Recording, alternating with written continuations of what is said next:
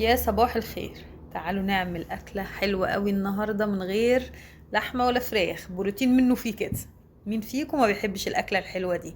جربوها، خطيرة، طعمها حكاية، والفول مالي السوق. ايه هي؟ اسمها كشري بالفول الأخضر، اسمها رز صيادية بالفول الأخضر، زي ما بتسموها. المهم ان هو رز بالفول الأخضر، بس بطريقة معينة كده، طعم خطير. عايزة اقول لكم ان انا جبت الفول اهوت، ما شاء الله فرطته كويس، بس بقول لكم كانت الشنطة مليانة على الاخر، طلعت هم دول بس، حوالي كوبايتين فول. تمام، فول اخضر اهو زي الفل. جهزنا الفول، نبدأ كده ونقول بسم الله، اللهم صل على سيدنا محمد.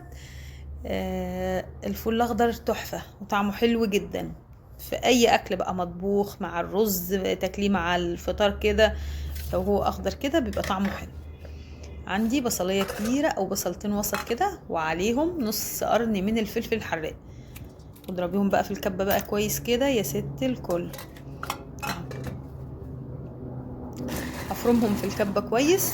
وتعالوا، عندي كده اولادي ملهمش في الاكل ده، يعني الاكله دي كده، في اكلات معينه كده مش الجيل بتاع اليومين دول ما يعرفهاش وما بيحبهاش.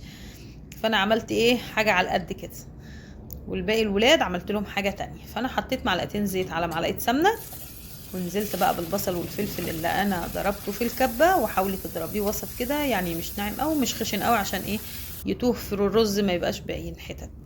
هتحمري البصل لحد ما ياخد اللون البني الغامق بالشكل ده، ولازم اللون البني الغامق عشان يديك اللون الحلو قوي اللي في الرز في الاول الفيديو. كده تمام. هتنزلي عليه بالفول بعد ما تغسليه، واقعدي بقى قلبي فيه وشوحي فيه شويه لحد ما ينزل يدبل كده وينزل ميته بالشكل ده. حطي بقى فلفل اسمر وكمون، وكمان لو عندك مرقه دجاج حطي واحد مكعب كده، وشويه توابل من اللحمه، وشويه توابل بسيطه كده من توابل الفراخ، ونص معلقه من الملح الابيض، سوري. هقلب بقى، هشوح الفول مع البصل تشويحه كويس قوي قوي، ده انك شوحي فيه كده. وكمان بعد ما خلاص الفول قرب يلزق كده في البصل ولقيته خلاص اتشوح، نزلت بالميه. الميه غطت الفول، وغطيت عليه وغطيت عليه بقى. تمام، لحد انا عايزه الفول يستوي نص سوا لوحده كده مع البصل. بصوا بقى عصارة البصل هتطلع، والفول بقى المية اللي نازلة منه دي حلوة قوي قوي بقى، واللون اتغير خالص، هيديكي لون حلو. انا عندي هحط عليها جزرة، قطعي جزرة كده على الفول، هتسكر الاكلة دي وتخليها حلوة جدا.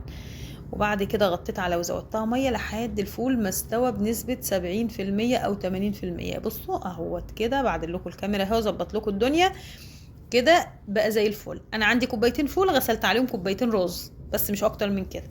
ونزلت بقى بالرز، وظبطت الملح والميه بتاعتي وغطيت.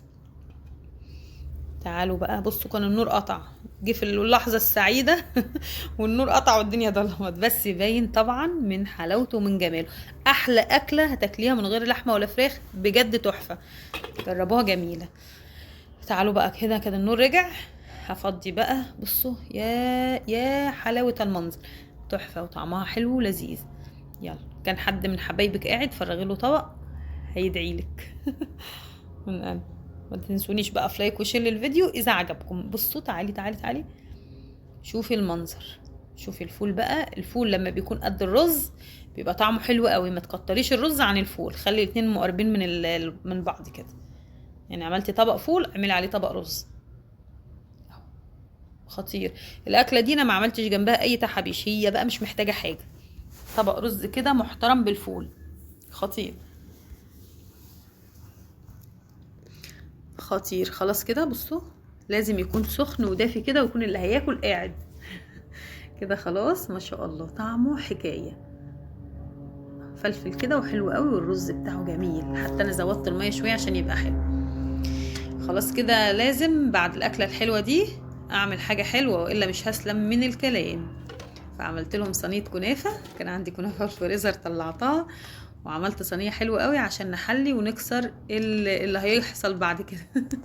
والغي كل الكلام اللي هيحصل. عامله ايه كشري، عامله إيه الرز، ايه الفول، ايه الكده، انتوا عارفين طبعا.